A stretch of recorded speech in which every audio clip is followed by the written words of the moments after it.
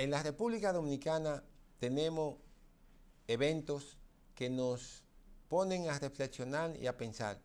En este caso y en esta oportunidad tenemos lo que es un elemento o dos elementos del trabajo de la fuerza laboral: cesantía e indexación laboral.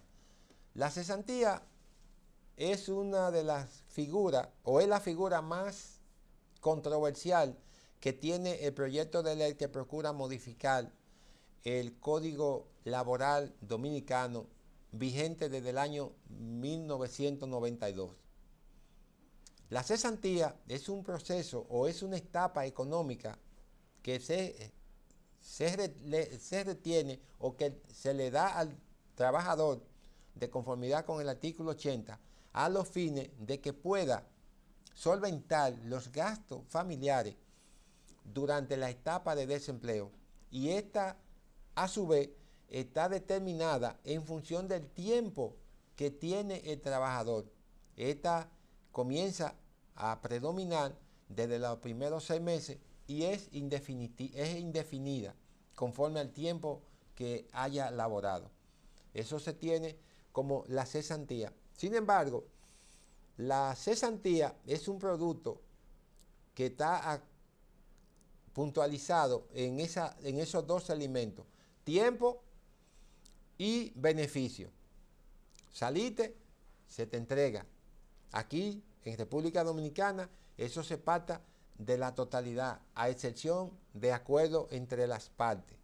Sin embargo, aquí debemos de hablar ahora del problema de la indexación, y son los dos problemas verticales. Ahora la oposición ha estado hablando del hecho de que hay que indexar los salarios. ¿Indexar qué significa? Significa que el salario tiene que, la inflación hay que compensarla con un aumento conforme al nivel de inflación. Entonces eso se compensa. Si la inflación tuvo un 2% y se hace un cálculo acá a principio de año, ese porcentaje va a dar la cantidad en función de lo que gana. Eso está estipulado y el Banco Central tiene un cálculo que te da la indexación automáticamente. Entonces, eso es para acumular y mantener los salarios en términos compatibles con lo que es la inflación. Sin embargo, aquí tenemos una situación que desde el 2017 los salarios no entran en esa circunstancia de ser indexados. ¿Y qué significa? Que probablemente usted desde el 18 y dependiendo de lo que gane al 25, su salario puede estar reducido en un 20 o un 25% y no nos damos cuenta. Pero la realidad es esa. Tenemos un salario, supongamos que ganamos un salario de 100,000 pesos. Ese salario, al día de hoy, en comparación con el 2018, son 75,000 pesos. Porque tú adquieres bienes y servicios en el 18 que al 2025 son solamente el 3/4 parte, es decir, el 75%, porque la inflación en el camino te ha quitado un 25% del salario. La gente no se da cuenta o no nos damos cuenta y lo tomamos dentro de un contexto de normalidad. Esa normalidad nos da a nosotros continuamente una condición de disminución en las condiciones laborales y por vía de consecuencia en las condiciones materiales de existencia propia de nosotros. Entonces, eso es entendible que la cesantía, por un lado, que se ha querido eliminar, y la indexación, que desde hace 8 años no se ha podido establecer en los salarios, eso crea una situación sensible y de vulnerabilidad para los trabajadores. Pero todavía en este momento tenemos una situación de si es posible, de si no es posible.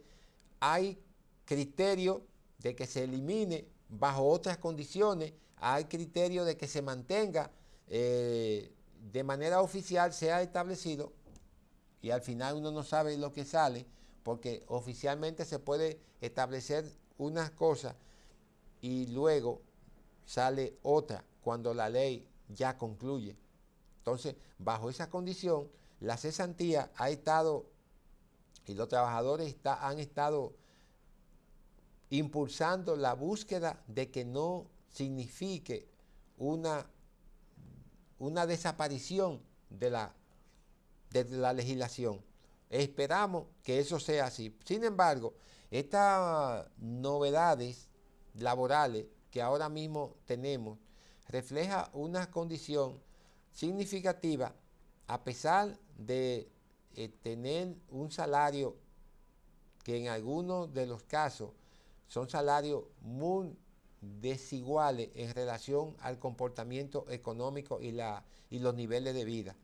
Esas condicionantes están llevando a la gente a tener que entrar en la informalidad, y de eso se está hablando como uno de los puntos más controversiales, en el sentido de que mucha gente no tiene empleos formales y esa informalidad lo lleva a generar un ingreso que no está debidamente contabilizado bajo un esquema de salario, y eso hace que las personas pues tengan una mayor indisponibilidad de dinero, de fuentes de soluciones de su problema. Entonces, si la ausencia de la cesantía, aunque se ha establecido, quienes lo plantean, va a crear una etapa de insolvencia del trabajador al momento de salir, se está queriendo presentar una recompensa. Pero ¿qué resulta?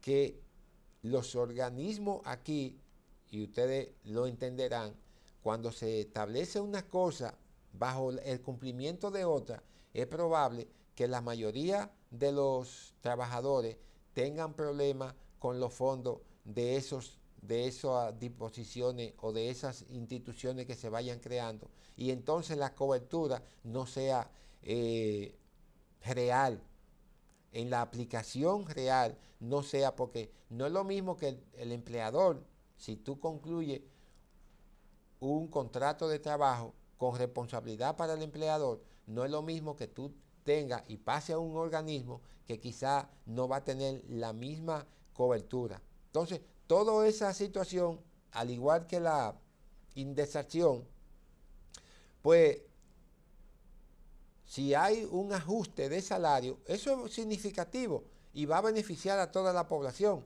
Ahora lo que se establece es, lo que se ha querido vender como idea, es que eso va a disminuir la calidad del salario y la calidad del empleo formal.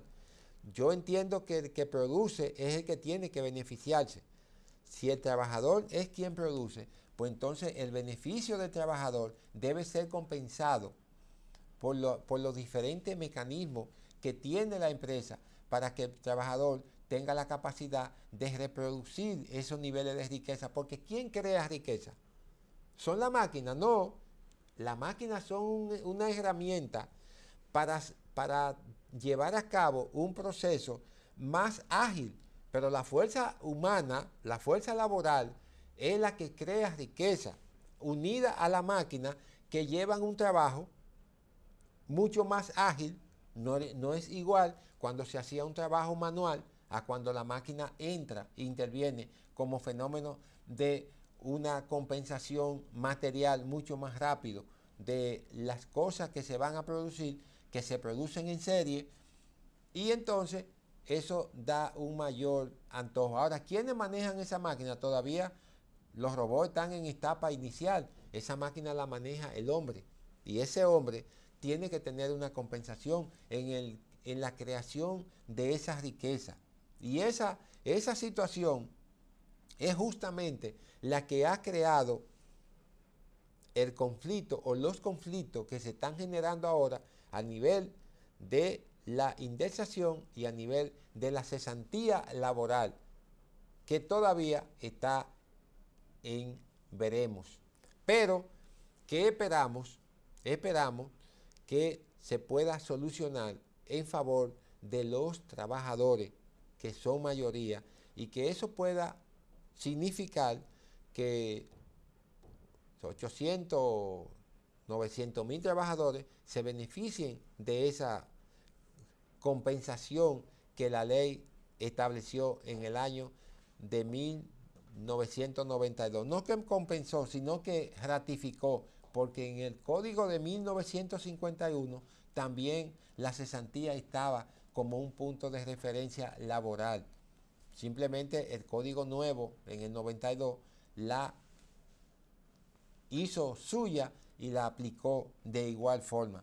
De manera que el dueño del que crea la riqueza, pero que no tiene los beneficios, pueda tener por lo menos las condiciones materiales de subsistencia para seguir continuando en la economía y fortaleciendo los niveles que impulsan el crecimiento económico, señores.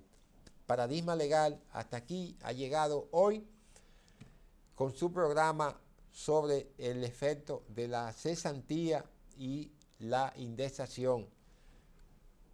Reiterarle que se suscriba, que hagamos una comunidad que ayude a difundir estos temas, porque son temas educativos, son temas que de una manera u otra le están afectando. Si no lo conoce, le afectan. Si lo conoce, tiene el mecanismo de saber cómo funciona y cómo no funciona y en cualquier momento beneficiarse de ese conocimiento.